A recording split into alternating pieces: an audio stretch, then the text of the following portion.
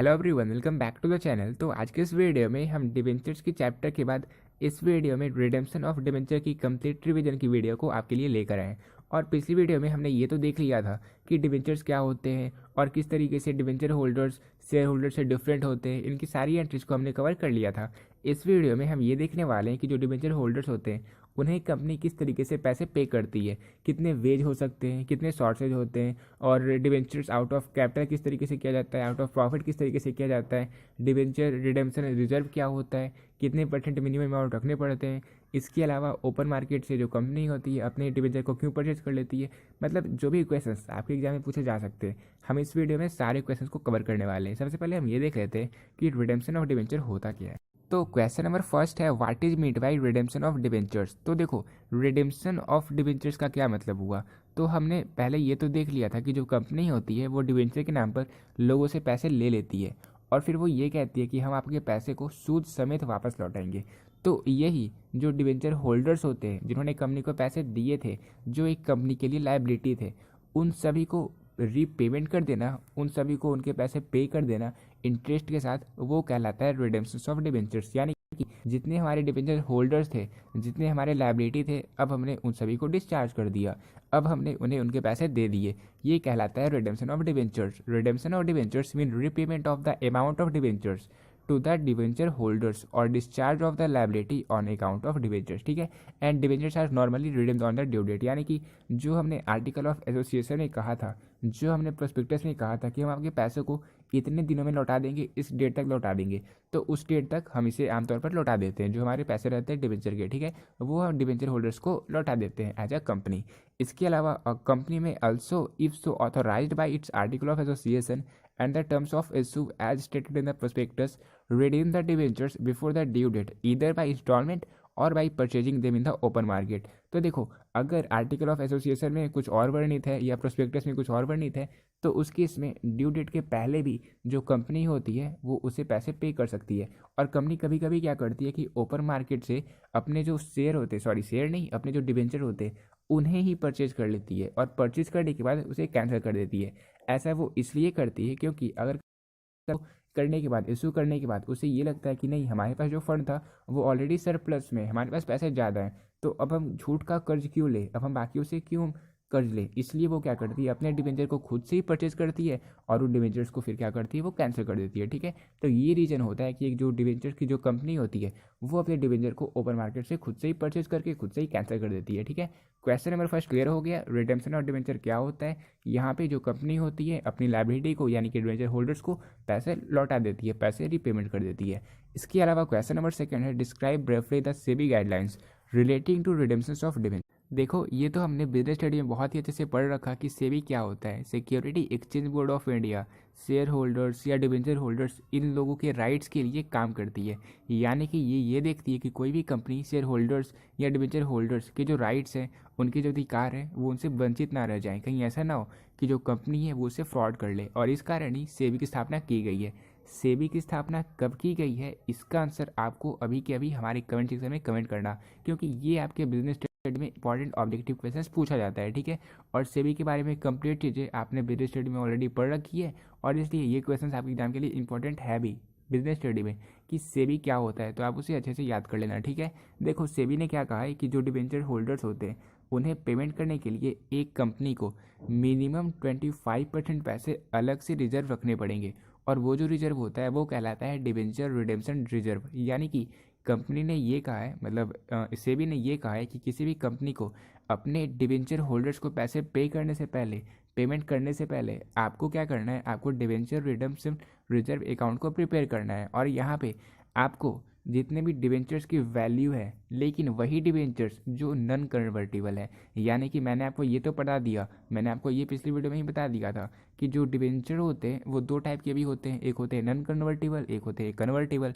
जो convertible debenture होते हैं वो क्या होते हैं कि उन्हें हम इक्विटी शेयर होल्डर्स में भी कन्वर्ट कर सकते हैं, लेकिन जो हमारे नॉन कन्वर्टिबल उन्हें कभी भी इनमें कन्वर्ट नहीं कर सकते, वो बस डिबेंचर ही रह सकते हैं। और एक होता है पार्शियली कन्वर्टेबल डिबेंचर, जिनके कुछ पार्ट को हम कन्वर्ट कर सकते हैं शेयर में और कुछ पार्ट को कन्वर्ट नहीं कर सकते। तो जो सेबी है उन्होंने ये कहा कि कंपनी को जो नॉन कन्वर्टेबल डिवेंचर हैं और इसके अलावा पार्टली कन्वर्टेबल डिवेंचर के जो नॉन कन्वर्टेबल डिवेंचर्स हैं उनके लिए मिनिमम 25% रिडेम्पशन रिजर्व अकाउंट में पैसे रखने हैं, ठीक है, ताकि डिबेंचर होल्डर्स जो है उन्हें अच्छे से पेमेंट कर पाए। इसके अलावा उन्होंने ये भी कहा है कि ये जो रूल है वो सिर्फ और सिर्फ बैंकिंग कंपनीज और जितने भी फाइनेंशियल इंस्टीट्यूशंस जो आरबीआई के द्वारा रेगुलेट होते हैं इन दोनों को छोड़ के बाकी सभी तरह के इंस्टीट्यूट के लिए ये मतलब कंपलसरी है, ये इम्पॉर्टेंट है। तो ऐसी बातें कही है सेबी ने कि हर एक कंपनी को रिडेम्पशन डिबेंचर रिडेम्पशन रिजर्व बनाना है और वहाँ पे उन्हें 25% अमाउंट रखना है। और इसके अलावा उन्होंने ये भी कहा है कि कंपनी को rule 18(7)(c) of the companies rule 2014 के तहत इन्होंने ये कहा है कि जो हमारा आपको पता होगा हमारा जो फाइनेंशियल ईयर होता है, जो हम अकाउंटेंट का फाइनेंशियल ईयर होता है वो होता है स्टार्ट होता है वो 1 अप्रैल से और एंड होता है 31 मार्च में। तो अप्रैल के स्टार्टिंग से मतलब लास्ट स्टार्टिंग के 30 दिन में 30 अप्रैल तक हम डिबेंचर रिडेम्पशन रिजर्व अकाउंट को प्रिपेयर करेंगे और वहाँ पे हम मिनिमम 50% पैसे डिपॉजिट करेंगे, ठीक है। तो ये बात ही कही है सेबी ने। तो आपको ये पता चल चुका होगा। डिस्क्राइब रफली the SEBI guidelines relating to redemption of debentures. इन्होंने ये कहा है कि जो हमारी कंपनी होती है, कंपनी को जितने भी डिबेंचर होल्डर्स है उनका जो कंप्लीट सम है, कंप्लीट अमाउंट है, उसका 25% हिस्सा डिबेंचर रिडेम्पशन रिजर्व अकाउंट में रखना ही रखना है। और ये दो इंस्टीट्यूशंस, एक तो हो गए बैंकिंग कंपनी और एक हो गए वैसे इंस्टीट्यूशंस जो आरबीआई के द्वारा रेगुलेट होते हैं, इन दोनों को छोड़ के बाकी सभी कंपनीज के लिए ये करना कंपलसरी है, ठीक है। अब देखो आपसे एग्जाम में क्वेश्चन ये पूछा जा सकता है कि what are the various ways in which the debentures may be redeemed by a company, या फिर ये भी पूछा जा सकता है कि name the method for redemption of debentures. तो देखो वेरियस वेज क्या होते हैं, मेथड क्या होते हैं, ताकि जो डिबेंचर होल्डर्स होते हैं उन्हें कंपनी पैसे दे पाए। वेरियस वेज का मतलब ये हुआ कि किस तरीके से पैसे दिए जाएंगे। और एक क्वेश्चन ये पूछा जाता है कि name the sources of redemption of debentures. Sources का मतलब ये हुआ कि जो डिबेंचर होल्डर्स होते हैं उन्हें कंपनी पैसे कहाँ से ला कर देगी, यानी कि सोर्स कहाँ है उस पैसे को देने का, ठीक है। तो ये क्वेश्चंस आपको इसका डिफरेंस पता होना चाहिए। आप कहीं से गलती मत कर देना, आप क्वेश्चंस को चेंज मत कर देना, इंटरचेंज मत कर देना, ठीक है।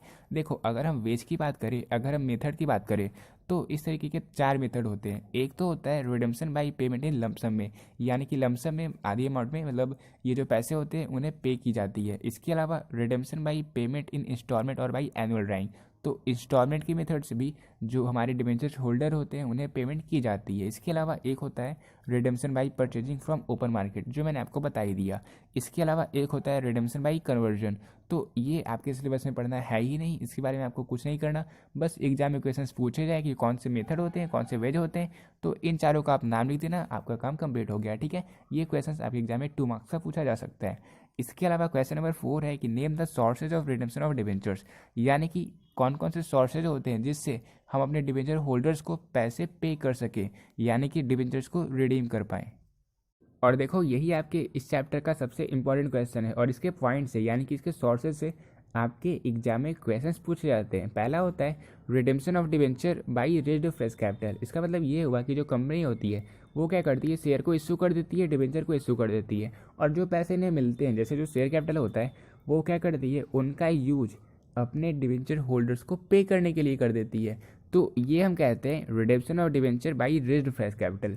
इसके अलावा सेकेंड सोर्स क्या होता है, वो होता है आउट ऑफ प्रॉफिट, यानी कि मैंने आपको बताया था, अगर आपने मेरी पिछली वीडियो को देख लिया जहाँ पे मैंने आपको रेशियो एनालिसिस के कंप्लीट चैप्टर को बताया था, वहाँ मैंने आपको दिखाया था कि जो कंपनी होती है वो क्या करती है, पहले जितने भी क्रेडिटर्स हैं उन सभी को पे कर देती है, जैसे डिबेंचर होल्डर्स हो गए उन सभी को पे कर देती है, और उसके बाद जो पैसे बचते हैं वो डिविडेंड जो बचते हैं वो अपने इक्विटी शेयर होल्डर्स को पे करती है। लेकिन इक्विटी शेयर होल्डर्स को पे करने से पहले भी वो अपने प्रेफरेंस शेयर होल्डर्स को पैसे पे करती है। ये मैंने आपको रेशियो एनालिसिस में अच्छे से बता दिया था, मैंने आपको फॉर्मेट में दिखा दिया था, ठीक है।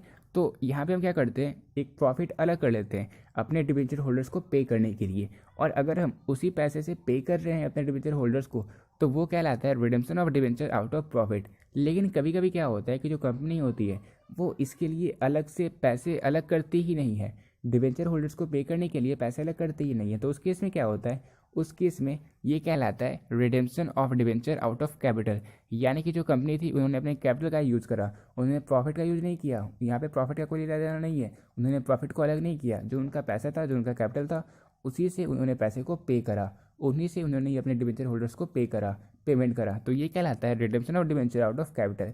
इसके अलावा एक सोर्स ये भी होता है सेल ऑफ एसेट, यानी कि कंपनी के जो एसेट्स होते हैं उन्हें सेल करने पर उन्हें जो पैसे मिला उनका यूज उन्होंने किया अपने जितने भी डिबेंचर होल्डर्स थे उन्हें पे करने में। तो ये होता है कि redemption of debenture by selling of assets. ठीक है, तो ये 4 तरह के सोर्सेज होते हैं और ये चारों मैंने क्लियर कर लिया। अब देखो, अगर आप इस फाइल की पीडीएफ को डाउनलोड करना चाहते हो, अगर आप इस चैप्टर की कंप्लीट नोट्स को पीडीएफ फॉर्मेट में डाउनलोड करना चाहते हो तो आप चेक कर सकते हो डिस्क्रिप्शन बॉक्स को। इसके अलावा आप कमेंट सेक्शन भी चेक कर सकते हो। मैंने इस पीडीएफ के लिंक को वहाँ पे शेयर कर दिया है। ठीक है, लिंक पर क्लिक करना, लिंक पर क्लिक करते ही आपको एक पासवर्ड को टाइप करना है। पासवर्ड है HARSH, यानी कि जब आप हर्ष टाइप करोगे तो वो जो फाइल होगा वो ओपन हो जाएगा। ठीक है, तो आप टाइप करना फाइल में HARSH, हर्ष टाइप करते ही वो फाइल ओपन हो जाएगा, आप उसे डाउनलोड कर लेना और आज की आज आप कंप्लीट इस चैप्टर को रिवाइज कर लेना। ठीक है, अब क्वेश्चन नंबर 5 है explain the meaning of redemption of debenture out of profit. तो देखो, मैं आपकी अंडरस्टैंडिंग को और क्लियर करने की कोशिश करता हूँ। सेबी की गाइड के तहत उन्होंने ये बताया था कि एक कंपनी को debenture redemption reserve account prepare करना है। तो अगर कोई company debenture redemption reserve account को प्रिपेयर करती है और उसके थ्रू ही अपने जितने भी डिवेंचर होल्डर्स हैं उन सभी को पैसे पे करती है, तो उस सिनेरियो को, उस केस को हम कहते हैं redemption of debentures out of profit. यानी कि अगर एक कंपनी अपने P&L अप्रोप्रिएशन अकाउंट से अपने पैसे को डिवेंचर रिडेम्पशन रिजर्व अकाउंट में ट्रांसफ़र करती है और उसका यूज करके, उस पैसे का यूज करके जो डिवेंचर रिडेम्पशन रिजर्व में पैसे हैं उन पैसे का यूज करके डिवेंचर होल्डर्स को पैसे पे करती है, तो वो कहलाता है redemption of debenture out of profit. यानी कि redemption of debenture out of profit means the amount paid to the debenture holders is transferred to profit and loss appropriation account to a newly opened account titled debenture redemption reserve account. It is called redemption out of profit because it reduces the amount of profit available for dividend. Because जो dividend मिलने वाले थे share holders को उसके पहले ही हमने debenture redemption reserve में पैसे अलग कर लिए, इस कारण जो प्रॉफिट था वो घट गया। And if company debentures are redeem purely out of profit then debenture redemption reserve is made at 100%। और जितने भी डिवेंचर होल्डर्स होते हैं अगर उन्हें पेमेंट प्योरली प्रॉफिट ही किया गया है, यानी कि जो ये कंपनी का प्रॉफिट होता है, मैंने आपको बताया एक होता है रिडेम्पशन आउट ऑफ कैपिटल, एक होता है रिडेम्पशन आउट ऑफ प्रॉफिट। तो अगर टोटल जितने भी डिवेंचर होल्डर्स हैं उन्हें प्रॉफिट से ही पैसे किए गए हैं तो इसका मतलब ये होता है कि डिवेंचर रिडेम्पशन रिजर्व जो था वो 100% बनाया गया था। जितने डिवेंचर के पैसे थे, जितने डिवेंचर होल्डर्स के पैसे थे उतना ही सेम अमाउंट का डिवेंचर रिडेम्पशन रिजर्व प्रिपेयर किया गया था। ठीक है, इसके अलावा आपको नोट में दिया हुआ है if debenture redemption reserve account is created redemption of debenture is termed as redemption out of profit. यानी कि जब भी कोई company debenture redemption reserve account को प्रिपेयर करती है इसका मतलब ये हुआ कि जो रिडेम्पशन है वो डिवेंचर का वो अपने आउट ऑफ प्रॉफिट से ही कर रही है। और अगर वो डिवेंचर रिडेम्पशन रिजर्व अकाउंट को प्रिपेयर नहीं कर रही है तो हम कह सकते हैं कि हाँ उन्होंने अपने कैपिटल से पैसे को पे करा था। ठीक है, तो क्लियर हो गया क्या होता है redemption of debenture out of profit. 5 number question है how the debenture redemption reserve fund is to be treated. अगर जो डिवेंचर्स होते हैं, जितने भी डिवेंचर्स थे वो प्योरली कंप्लीटली पे कर दिए गए डिवेंचर रिडेम्पशन रिजर्व से, तो उस केस में जो हमारे डिवेंचर होल्डर्स होते हैं उन्हें कंप्लीट पैसे डिवेंचर रिडेम्पशन रिजर्व से पैसे दे दिए गए, तो उनका जो अमाउंट होता है उस अमाउंट को हम बाद में जनरल रिजर्व अकाउंट में ट्रांसफर कर देते हैं क्योंकि वो पैसे अब बच चुके हैं। अब हमने डिवेंचर रिडेम्पशन रिजर्व से जितने पैसे पे करने थे सारे पे कर दिए, अब इतने पैसे बचे हुए हैं तो उन्हें हम ट्रांसफर कर देते हैं जनरल रिजर्व अकाउंट में। इसके अलावा सेकंड केस है when only a proportion of debenture is redeemed. तो DRR यानी कि डिवेंचर रिडेम्पशन रिजर्व से अगर कुछ ही डिवेंचर होल्डर्स को पैसे पे किए गए तो उस केस में जो अमाउंट था डिवेंचर रिडेम्पशन रिजर्व का वो हम उसमें ही रखे रहते हैं, उसे हम कहीं ट्रांसफर नहीं करते। अब 6 नंबर क्वेश्चन है explain brightly redemption out of capital. तो देखो, पिछले क्वेश्चन में हमने देखा था रिडेम्पशन आउट ऑफ प्रॉफिट, तो वहाँ पे हम अपने डिवेंचर होल्डर्स को जो पैसे पेमेंट कर रहे थे वो कर रहे थे अपने प्रॉफिट के थ्रू, यानी कि प्रॉफिट को हम क्या करते थे डिवेंचर रिडेम्पशन रिजर्व अकाउंट में ट्रांसफर करते थे और उसके बाद उस डिवेंचर रिडेम्पशन रिजर्व अकाउंट से हम अपने डिवेंचर होल्डर्स को पैसे पे करते थे। अपने प्रॉफिट के थ्रू हम पैसे को पे करते थे डिवेंचर होल्डर्स को, लेकिन रिडेम्पशन आउट ऑफ कैपिटल में हम प्रॉफिट से पैसे नहीं देते बल्कि एक फर्म का जो एसेट होता है, एसेट नहीं बल्कि एक फर्म का जो फंड होता है उसका जो कैपिटल होता है उस कैपिटल के थ्रू अगर हम अपने डिवेंचर होल्डर्स को पैसे देते हैं तो वो कहलाता है रिडेम्पशन आउट ऑफ कैपिटल। ठीक है, सिंपल सा टर्म है। रिडेम्पशन आउट ऑफ प्रॉफिट में हम अपने प्रॉफिट का यूज़ करके डिबेंचर होल्डर्स को पैसे देते हैं, और रिडेम्पशन आउट ऑफ कैपिटल में हम अपने फंड्स का यूज़ करके अपने डिबेंचर होल्डर्स को पैसे पे करते हैं। ठीक है, क्लियर हो गया। अब देखो क्वेश्चन नंबर 7 है, explain briefly the purchase of own debentures in the open market.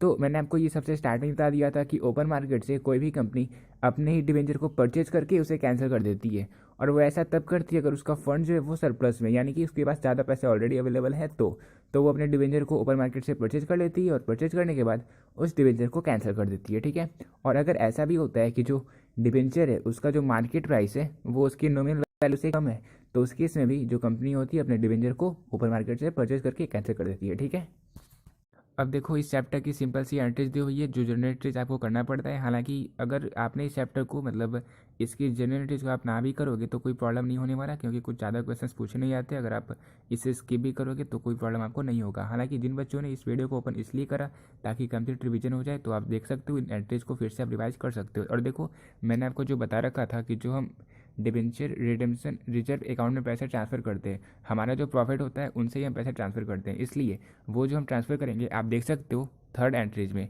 Transfer of profit from statement of P&L। तो स्टेटमेंट ऑफ P&L को हम कर देते हैं डेबिट, और डिबेंचर रिडेम्पशन रिजर्व अकाउंट को हम करते हैं क्रेडिट, यानी कि P&L स्टेटमेंट से हम अपने पैसे को डिबेंचर रिडेम्पशन रिजर्व अकाउंट में ट्रांसफ़र करते हैं, उसे क्रेडिट कर देते हैं। ठीक है, तो ये एंट्रीज अगर आप ना भी करोगे तो कोई प्रॉब्लम नहीं होने वाला, लेकिन अगर आप रिविजन करना चाहते हो कंप्लीट तो आप कर सकते हो। और फिर इसके बाद जो हमारी देय राशि होती है जो हम डिबेंचर होल्डर्स को पे करेंगे, तो वो हम शो करते हैं डिबेंचर अकाउंट डेबिट करके और डिबेंचर होल्डर्स अकाउंट को क्रेडिट कर देंगे। इसके बाद जब हम डिबेंचर होल्डर्स को पैसे करते हैं पेमेंट, तो उस टाइम हम डिबेंचर होल्डर्स अकाउंट को कर देते हैं डेबिट, और हम बैंक अकाउंट को कर देते हैं क्रेडिट, मतलब हमने उन्हें पैसे पे कर दिए। इसके अलावा जितने भी डिबेंचर्स होते हैं जब उन्हें रिडीम कर दिया जाता है, तो उस केस में बाकी के जो डिबेंचर रिडेम्पशन रिजर्व अकाउंट के जो पैसे बचते हैं वो हम कर देते हैं डेबिट, और जनरल रिजर्व को कर देते हैं क्रेडिट। ठीक है, तो अब हमने इस चैप्टर की कंप्लीट रिवीजन को इस वीडियो में कवर कर लिया है, और मैंने अपनी हर एक वीडियो की तरह इस वीडियो में भी सिर्फ और सिर्फ आपको कंटेंट प्रोवाइड करने की कोशिश की है, क्योंकि टाइम आपके लिए इंपॉर्टेंट है और मेरे लिए भी इंपॉर्टेंट है। इसलिए अब जब आपने इस वीडियो को कंप्लीट कर लिया है, तो अब आपको जो मैंने आपको नोट प्रोवाइड किया, जो मैंने आपको PDF प्रोवाइड किया, उस PDF को ओपन करना, और इस चैप्टर के सारे क्वेश्चंस को जो मैंने आपको बताए 7 जो क्वेश्चंस थे उन सभी क्वेश्चंस को अच्छे से पढ़ लेना। एग्जाम में क्वेश्चंस आपसे उसमें से ही पूछे जाएंगे। आप चाहे किसी भी मतलब बहुत सारे बच्चे ऐसे होते हैं जिन्होंने एग्ज़ाम को पास करना होता है सिर्फ, तो वो क्या करते हैं VVI के चक्कर में पड़े रहते हो। मैं आपको बता दूं, क्लियर कर दूं कि ऐसा कोई भी यूट्यूबर नहीं होता जिन्हें क्वेश्चंस ऑलरेडी से पता हो कि ये क्वेश्चंस आने वाला है। VVI वो उस बेसिस पे तैयार करते हैं कि वो जो क्वेश्चंस होते हैं मतलब वो इंपॉर्टेंट टॉपिक होते हैं, और आप जब VVI को पढ़ते हो ना तो आप मतलब रटने की कोशिश करते हो उसको। आपको VVI के चक्कर में नहीं पढ़ना रहता, आपको चैप्टर वाइज रिविजन करना होता है। चैप्टर वाइज रिवीजन करोगे तो हर एक चैप्टर के जो कॉन्सेप्ट होते हैं वहाँ पे क्लियर हो जाते हैं, जिससे आपको उन क्वेश्चंस को रटना नहीं पड़ता, आप समझ जाते हो। और अगर आप समझ गए हो तो आप उस क्वेश्चंस को एग्जाम में से कर सकते हो। बिहार के हर एक बच्चे को मैं बताना चाहता हूँ कि अगर आप VVI के चक्कर में पढ़ रहे हो, मतलब MVVI मोस्ट इंपॉर्टेंट क्वेश्चन, इस तरीके से आप ना ही सर्च किया करो कभी, और ना ही इन सभी के क्वेश्चंस को आप पढ़ने की कोशिश करो। हाँ, आप ये कर सकते हो जब आपने चैप्टर वाइज रिवीजन कर लिया और फिर आपको लग रहा है कि अब तो मैं सारे क्वेश्चन को सॉल्व कर पा रहा हूँ, जैसा कि मुझे लगता था जब मैंने चैप्टर वाइज रिवीजन कर लिया था, तो फिर मैं सर्च भी करता था, तो जितने भी क्वेश्चंस होते मैं बस ये देखता था कि हाँ इन सारे क्वेश्चंस तो मैंने इजीली सॉल्व कर पा रहा हूँ। तो आपकी भी वही मेंटेलिटी होनी चाहिए। ऐसा नहीं होना चाहिए कि आप VVI को रटने लगो, नहीं बिल्कुल नहीं।